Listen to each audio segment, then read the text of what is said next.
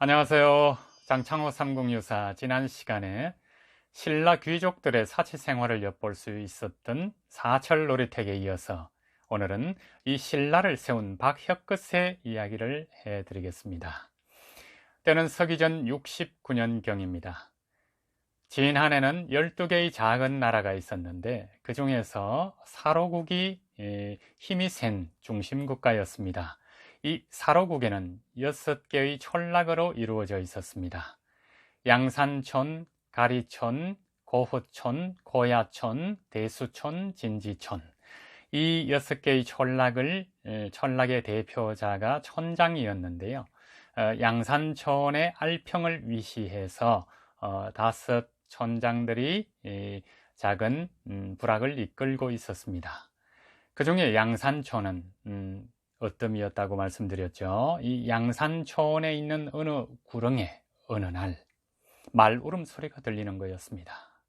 그때만 해도 우리나라에는 말이, 물론 이서국에는 말이 있었습니다만 이서국보다 더 이전에 사로국이 있었기 때문에 말이 어떤 형태로든 많지는 않았을 겁니다. 근데 말 울음소리가 나서 그게 하도 크게 울기에 양산촌의 알평이 5 촌장을 모아서 그곳으로 달려가 보았더니 눈부신 흰 백마, 또 제가 말을 얼마나 좋아합니까?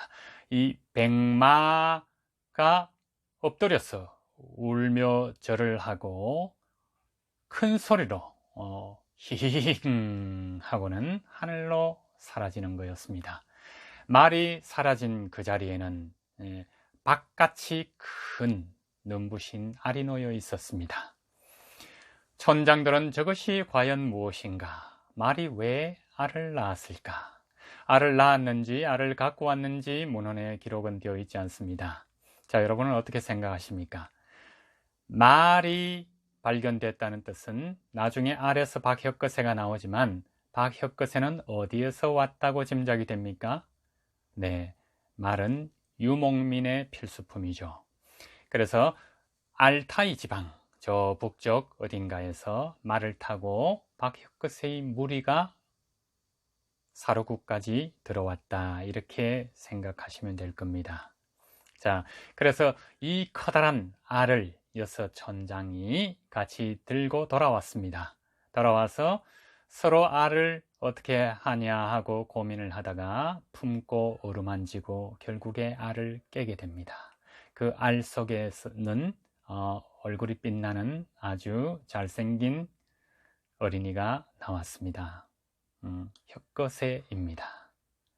자, 나중에 혁거세는 거서관이 되는데 이 거서관이라는 말은 칸, 알타이어로 칸에서 유래가 된 말입니다. 그래서 거서관이 칸이라는 군장이라는 뜻입니다. 자, 다시 돌아가서요. 자, 알에서 나온 어린이를 보니까 과연 임금이 될 만한 얼굴이었습니다. 자, 그 전에 그렇다면 그냥 말에서 나온, 말이 가지고 온 이 알을 모셔서 바로 임금으로 결정할 수 있겠습니까? 너무나 믿기지 않지 않습니까? 그렇다면 실제로는 어떻게 해석하는 게 맞겠습니까? 뭐 해석은 자유로 할 수 있습니다. 어떤 문헌이 있는 것도 아니고 짐작을 해볼 수 있는 거죠. 혁거세 무리가 양산의 들판에서 알평을 위시한 6촌장을 호출했거나 아니면 한판 전투를 벌였을 수도 있습니다.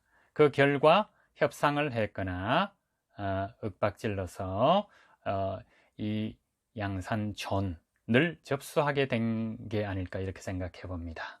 자, 그렇게 해서 아래서 보니까 너무나 멋지게 잘생긴 꼬마 아이가 나와서 임금이 될 상이었습니다. 임금에겐 누가 필요하죠? 네, 배필감이 필요합니다. 그래서 마을을 수소문한 결과 사량리에 갔더니 그 하나의 우물이 있는데 우물 속에 계룡이 나오는 것이었습니다. 자, 그 안개가 스린 그 안개의 분위기는 보랏빛으로 가득했습니다. 보랏빛은 임금의 색상에 속하죠. 그렇다면 또 이 우물은 어떻게 해석해야 되겠습니까? 우물은 땅에서 나오는 것이기 때문에 우물에서 태어날 아이는 외지에서 들어온 사람입니까? 아니면 토착민입니까? 네, 토착민으로 해석해야 될 겁니다. 근데 또 우물은 신기하게도 저 땅 밑으로 쭉 아주 멀리까지 이 소통이 되지 않습니까? 그러니까 어쩌면 외지에서 왔을지도 모르나 토착민으로 생각하는 거죠. 이해되십니까? 외지에서 왔다고 하면 사람들이 반감이 있을 수 있으니까 토착민어로 이렇게 알리는 거죠. 자, 그럼 계룡. 계룡은 뭐냐 하면 닭개자의 용용자입니다. 얼굴, 머리는 닭의 모습이요, 몸은 용입니다. 자, 용은 또 왕을 상징하죠. 왕이 앉는 의자를 용상이라고 하니까요. 그렇다면 용이 된다는 것은 임금이 된다는 건데, 임금이 될 상인데 닭의 얼굴을 하고 있다 하면 닭은 부리가 뾰족하지 않습니까? 또 새의 조류에 속하는 가금류이고요. 그렇다면 한 가지 떠오르는 인물이 있지 않습니까? 맞습니다. 북부여의 해모수와 혼인을 하고 버림받은 유하입니다.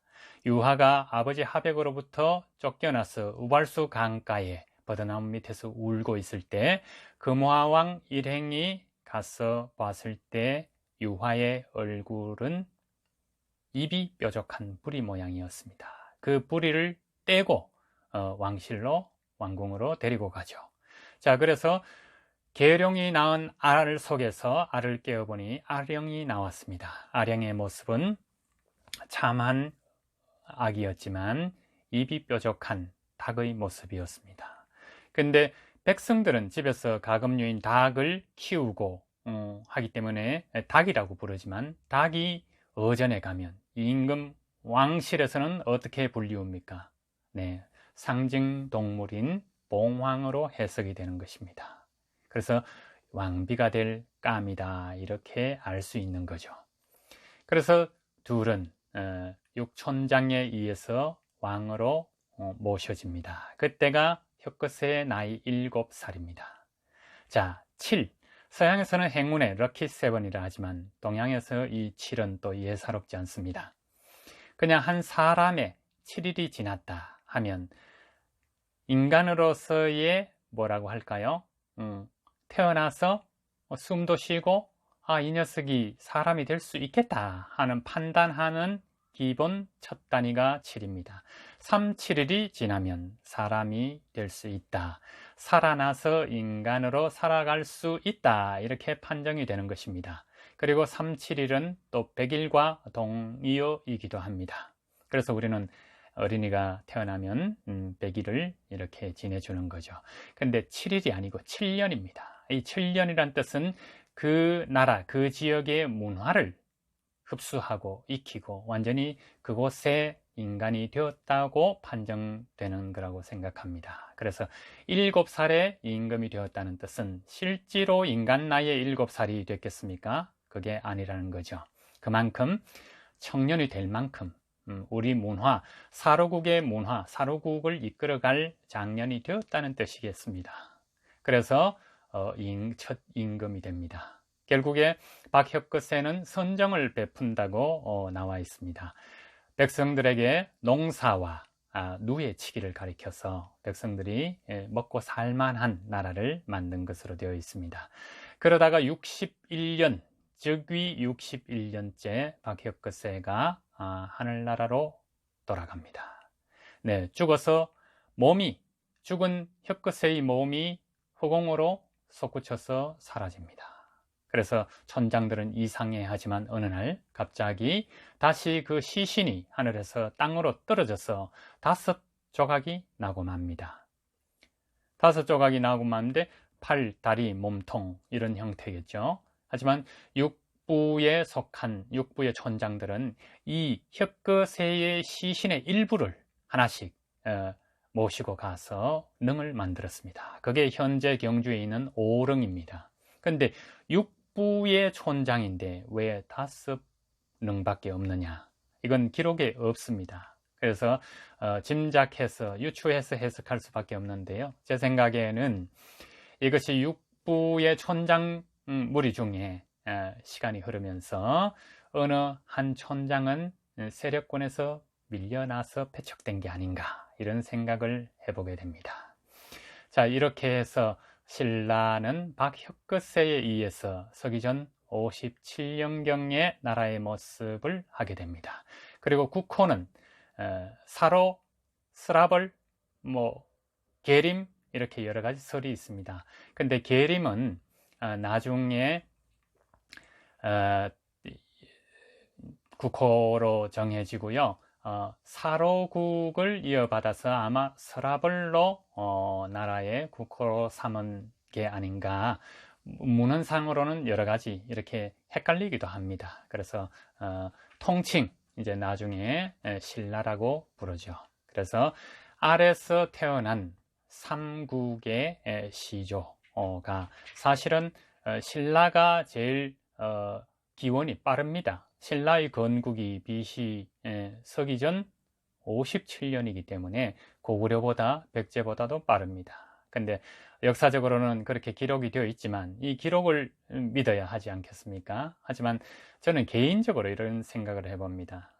사실은 고구려 백제 신라 혹은 고구려 백제 가야 신라 순으로 이렇게 나라가 성립이 된 건 아닌가 하고 감히 한번 생각해 봅니다. 그런데 왜 기록은 그렇게 되어 있느냐? 역사는 승리자가 기록하는 것이고, 그 승리자의 지배권을 정당화하려면 가야도 그렇고 신라도 그렇고요. 가야의 10왕 중에 재위 기간이 무척이나 긴 왕들이 많습니다. 고구려에도 그런 사람이 많고요. 그런 왕들이 90몇 세까지 옛날에 살고, 박혁거세도 한번 생각해 보십시오. 61년간 재위를 했다면 적어도 청년에서 임금 자리에 올라왔다면 80이 넘을 텐데, 그때의 의술로 사람이 80을 살 수 있겠습니까? 그러니까 신라를 세운 원년을 앞으로 당기다 보니까 왕의 재위 기간이 늘어나는 그런 어처구니가 없는 일이 생긴 게 아닌가 하고 이렇게 우스개로 상상을 해봅니다. 여러분은 어떻게 생각하십니까? 그렇습니다. 자, 이렇게 해서 신라를 세운 박혁거세 편은 장창호 삼국유사에서는 어린이들을 위한 그 동심을 충분히 활용해서 이 알을 깰까 말까 하면서 이렇게 진행을 하고 있습니다. 그걸 여러분에게 읽어드리지는 않겠습니다. 오늘 이 시간은 여기서 마무리하기로 하고요.